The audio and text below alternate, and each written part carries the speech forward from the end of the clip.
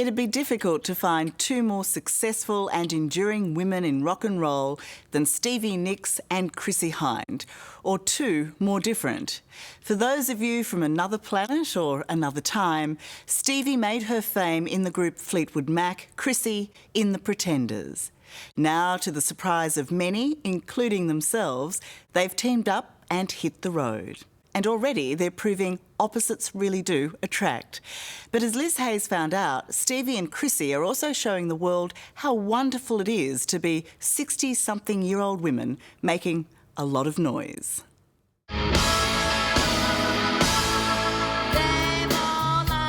In another life, this probably wouldn't have happened.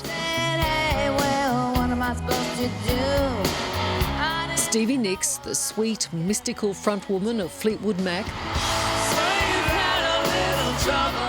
and Chrissie Hynde, the Take No Prisoners lead singer of The Pretenders, sharing the stage.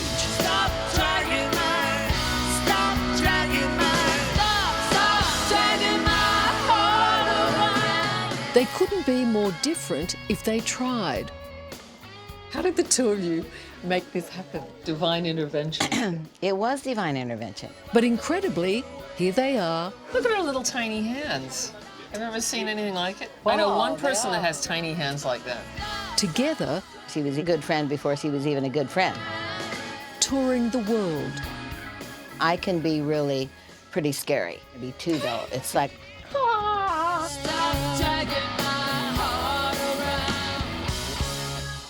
Is there anything about Stevie that surprised you? Just how nice she is and personable and easy to hang out with and stuff. I just hadn't really thought about it. and I was just happy that she liked me. You needed to be liked? I did want her to like me because everybody said, you know, she's kind of a, you know, An asshole. She doesn't know. They just say she doesn't. Say it. No, she doesn't like everybody. That's what they said.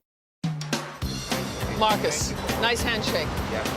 It's that no-nonsense approach that has given Chrissie Hynde a fearsome reputation. He looks good. But today, on the streets of New York, she's in very good humour Would a George Clooney interest you? I like him because I just like his vibe.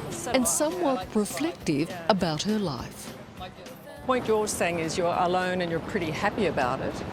But if, Totally. if someone came along, the door's not closed. Definitely not. Come and get it, boys, say I. She was raised in Ohio in the 60s. But she quickly snapped out of her suburban slumber when she developed a rebellious taste for rock and roll. You were that teenager who didn't conform, didn't fit the norm. I mean, no one fit the norm back in the 60s because that's when they broke the mold, you know, and everything changed. Must have been interesting for your parents because, you know, they were good suburban people. It was something else. Because they would have seen this young girl becoming a woman. Yeah, well, they didn't like that. They didn't like what I was becoming very much. But that was good, because I left when I was 22 and I never went back. I found a picture of you. She moved to London and formed her own band, The Pretenders. Back on the chain gang. In a mostly male-dominated business, she didn't give an inch. Making music on her own terms, creating some of rock and roll's classic songs.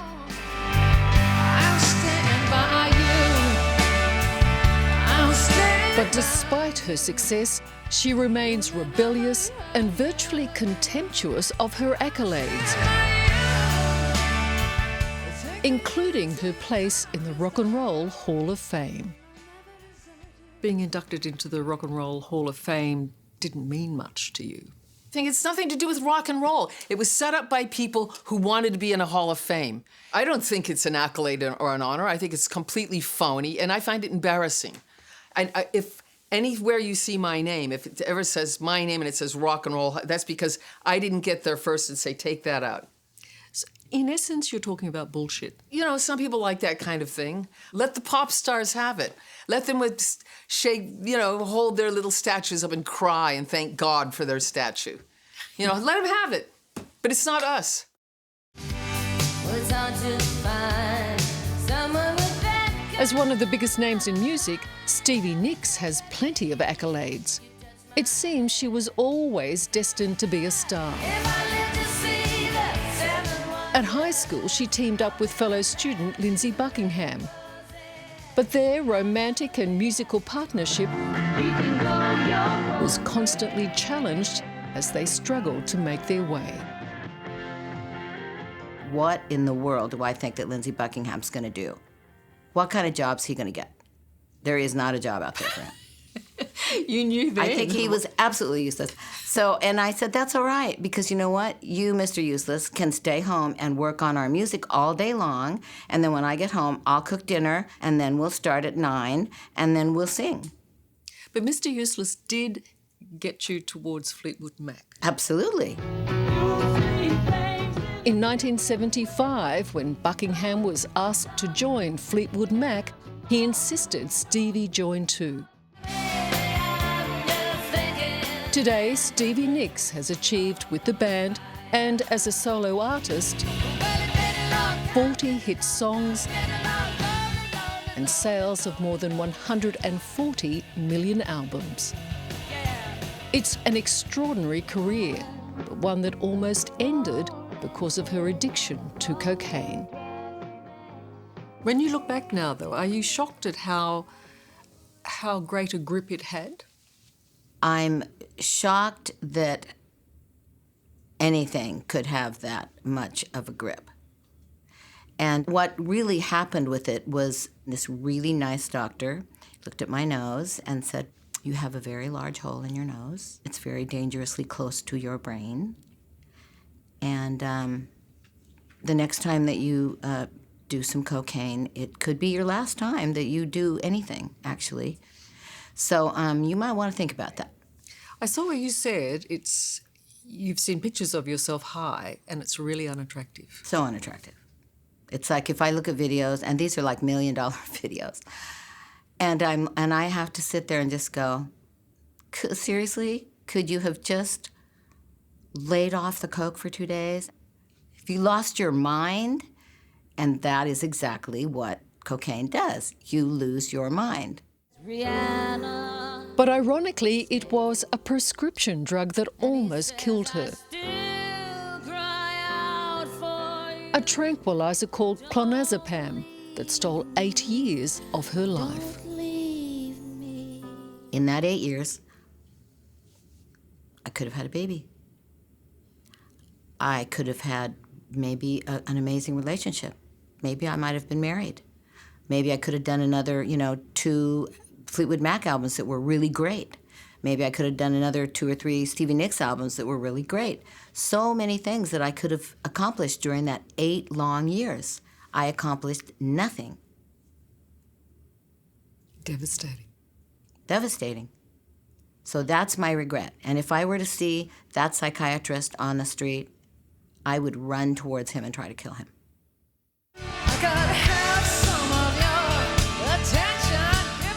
Chrissie Hynde too admits to taking her fair share of drugs. When she wrote her autobiography, she told of being sexually assaulted by a gang of bikies when she was just 21. But what many found just as shocking was that she cited being high on Quaaludes as a reason for her attack. Those who were offended, it seemed, were the victims who said, "You now make..." Yeah, they can go fuck themselves. I'm not here to protect anyone else, I'm not here for, live your life. Don't expect me to live it for you. Don't put words in my mouth and say that I said something. I didn't say anything. Everything that... I just talked about my experience. I wasn't telling anyone what to do. But you are not allowing those who are perpetrators of crime take responsibility when you say that. Those bikers should take responsibility. They're all too. dead. But shouldn't they? I don't have to worry about them. They killed themselves. Sure, but the argument is that the perpetrators of the crime are still the guilty ones, not you. It's not my argument. You don't care. I didn't say if I cared or not. I was just telling a story about what happened to me. I didn't say anything about... I didn't take a moral stand on it. I said I got myself into trouble because I was stupid. You know, so sue me. Together, Chrissie Hynde and Stevie Nicks are a formidable team. Both have powerful and distinctive voices, and both are very clear about who they are and what they want.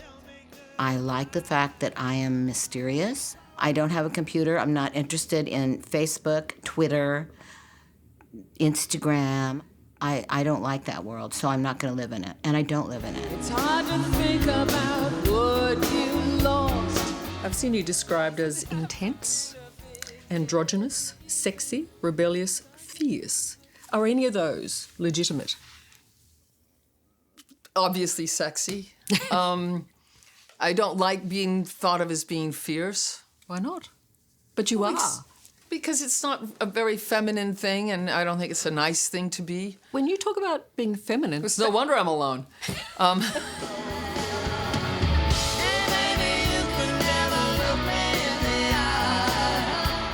Stevie is 69 and sober, and Chrissie, 65, is a strict vegetarian. The sex and drugs may be gone, but there's still plenty of rock and roll. And both believe they're in the prime of their lives. I think if I live to be 90 years old, I will sing as long as my chords are good. As long as I can sing, I will continue to sing. But if I ever feel like what we're doing is age inappropriate, then I will stop doing it in the way we do it. You can't retire from being yourself. No. And in what we do, we're the most ourselves when we're on the stage. You can't retire from being yourself. I was saying to my girlfriend last night, who I've known since I was 10, I said, no one's going to make me not feel good now. I've never felt better, and no one's going to take it away from me. You know, I feel I'm in my best decade now because nothing's bothering me. So these are the best years of your life? Yeah, absolutely. Absolutely.